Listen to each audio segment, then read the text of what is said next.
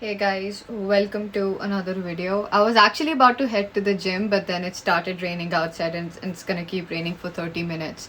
So I had some notes and I wanted to talk to you about fantasy maps and some mistakes that I think world builders can make when they're trying to make their first fantasy map. Now you could be creating this for D&D or for a book or for some other TTRPG that you're interested in playing with your friends. I just want to go. Wow, sorry, almost dropped that. I just want to go over some mistakes that I think I was going to make, plus everything that I've learned while I have been working on my own fantasy map for my world building. And let's hope this helps some of you to not make the same mistakes. Let's get into this.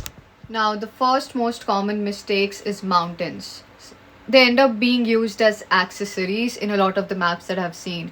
So you could actually utilize mountains to create lore around it, and don't just randomly place mountains on your map just for aesthetic reasons. Make their placements strategic.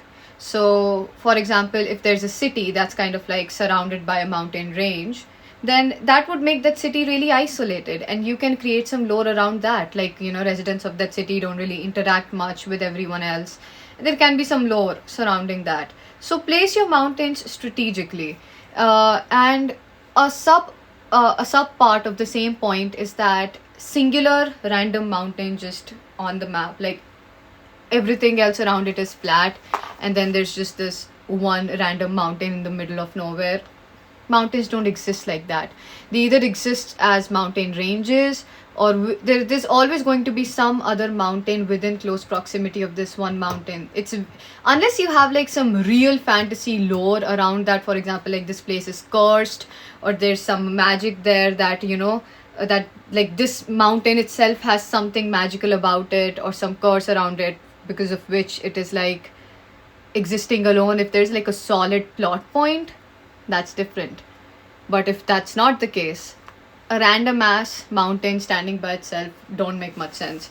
I mean, now, a lot of people sometimes say, oh, but in Lord of the Rings, that is the case. Like, there's just this one mountain. But then if you look around it, there are some mountains there. If you look at the map really closely, they're not like right next to this one, but there are other mountains there. It's not, like that is not the only singular mountain on the entire map.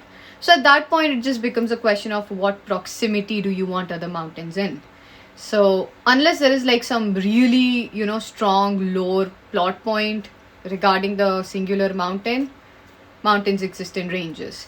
And make sure their placements are strategic, not random, not just based on arbitrary aesthetic. Now let's talk about the second biggest mistake, that is rivers.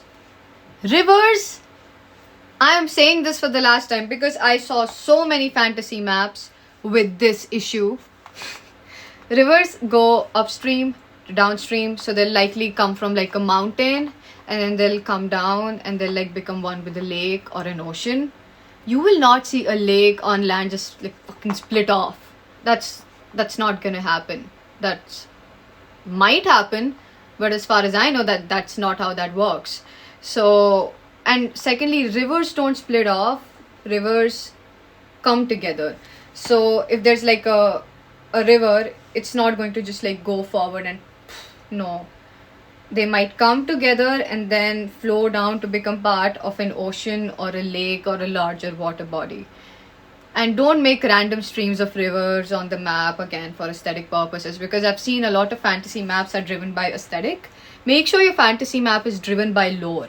So now I know it is boring to adhere to the laws of the earth when you're creating a fantasy map. That kind of kills the whole point of wanting to engage in fantasy.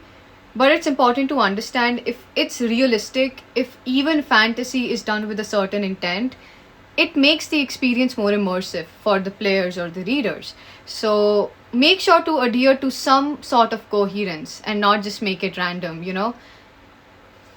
Yeah, so that's the point about rivers. Now, the third point that I want to address is biomes. Biomes need to make sense. You cannot have lush green forests right next to icy tundras, unless, again, there's a curse involved. For example, this place was cursed because there's a certain stone embedded under the earth there that you cannot remove, which kind of like kills the wildlife or the warmth in that area. Unless there's some lore, it doesn't make sense for biomes like this to exist. And having lush greenery on the same side as the mountain, again, does not really make sense, because wind kind of like picks up moisture from the oceans and rivers when it's on the mountain. So the other side is actually pretty dry. That's what we call a rain shadow. So if you have lush green mountains on the same side, like if you have lush greenery on the same side as the mountain, there's something little fucked about the meteorology of the world that you're building. And unless you can add like a solid lore plot point, it just does not hit right. So again, like, you could always add a lore plot point. You could just say that, you know, there's some curse tied to it or something like that. You could do that, but if you're not doing that, biomes need to make sense. Some sense, you know. Now, making cities in places no one would really want to live in. Like, if you just add a random city in a desert, or if you add a random city in like a mountain range, why would someone live there? You have to think about vegetation, trade routes, how do they survive? Or there has to be a really good reason. For example, these people were maybe excommunicated, and or maybe they have some limitation due to which they cannot survive outside this said area and they have to live there. Unless there's a really good lore plot reason or like a plot point for that reasonable cities. I mean, I get it. Dwarves generally live in deserts. That's like the general idea. And but that's different. You know, so that's what I'm saying. Unless there's like a good reason for someone to live in a very uninhabitable area, it wouldn't really make sense for a city to just randomly be established in the middle of a mountain range. How do they survive? You know, you have to think about all of that. How the weather is there. Or maybe they're like suited for a certain weather. Maybe they die when it's really hot. Or, you know, they can only survive at certain temperatures. Or something of the sort. Otherwise, it really doesn't make sense for a city to just randomly be in the middle of like a mountain range or something like that. So that is something to keep in mind. Another way to make sure your map seems intentional is to see how your terrain connects to the culture of the area. For example, if there's a community that lives in the mountains, they're most likely to be isolated. If there's a community that lives by the river, they're most likely, trade routes. Like, trading is something that they specialize in. If there's an island, there is naval power. So you have to just make places on your map, then connect them through these implications, if that makes sense to you. So don't just randomly plop things on the map. Make sure to use the terrain to your advantage to describe the culture of the kind of community that you would generally find in such a place, and use that to build your lore. That is one way to think of it, not as a limitation, like, oh, now I have to give this community these traits for it to make sense. Don't think of it like that. Think of it as if the terrain is helping you come up with the lore or the plot. Use it to your advantage. That way it comes off as more intentional and more immersive. And last but not the least, functionality over aesthetics. Always. Your readers need to follow the story through the map. Okay? You could make a map where you track a certain character's journey so that they're mostly going in a forward direction.